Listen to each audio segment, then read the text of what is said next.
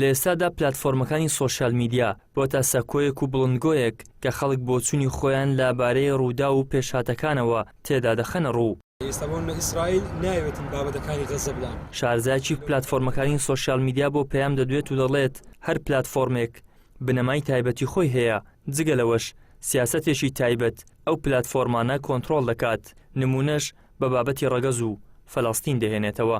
ئەو ئەکاونت و پەیجانش دەپشکنێتن کە بابەتەکان دادنن، بۆ نمونە بابەتی غەزە یاخود بابەتی فەڵەستین ئەگە بێت و ئەکاونتێک زۆر ئەکتیڤ بێتن چالاک بێتن هەڵەسێەوە ئەکاونتە دەپشکنێتن ڕاستەخۆ بابەتەکە یان ئەکاونتەکە ڕەش دەکات یاخود بابەتەکە ڕەش دەکاتەوە، چکە لەبەر ئێستا بابەتی غەزە یاخود فەڵەستین بابەتەکە کە ناو سۆشیال میدیا زۆر سنووردار دەکرێتن.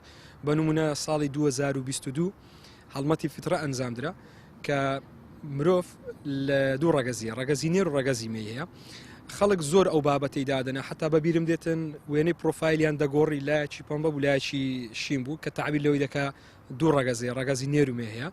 ئیدی کۆمەڵ خەڵکەکی زۆر لە ڕێگەی ئەو بابەتەوە ئەکاونتەکانیان سوتا یاخود دی ئەکتیڤ بوو، یەک لەوان ئەمن بووم لە باشترین توێژینەوەکانی کۆنفرانسی نێودەوڵەتی. مامۆسایەکی زانکۆ لەو بارەیەوە قسەمان بۆ دەکات و دەڵێت پلاتفۆرمەکان تۆڕی سیخوڕی جیهانیان لە پشتەوەیە، دەشڵێت لە وێزگە گرینگەکاندا ئەوەی بیانەوێت سانسۆری دەخەنە سەر. تازەترین نمونەش تۆفانی ئەقسایە کە سنووری ئازادیەکان تا ئەو شوێنە بوو کە زیان بە سیاسەتی زایۆنی و پشتیوانەکانی نەگەیەنێت.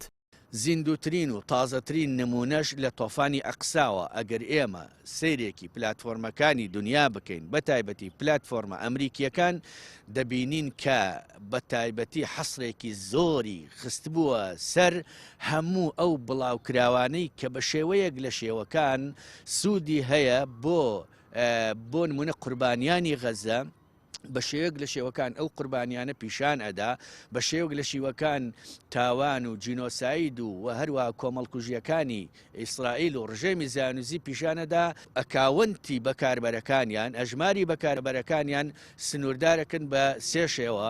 یەکەم ئاگاداریانە کردەوە، دووەم سجنیانە کرد، سجن واتە بۆ ماوەیەکی کەم یعنی پێترن سجن لە بواری سۆشیال میدیا، زیندانیکردن بۆ ماوەیەکی کەم و دوجار دایان ئەخست و ئەیان سووتان.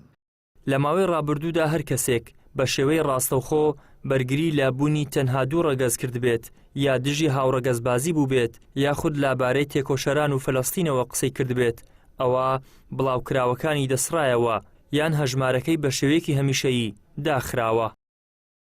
ئیدریس محەممەد، کەناڵی ئاسمانی پەیام، هەولێر.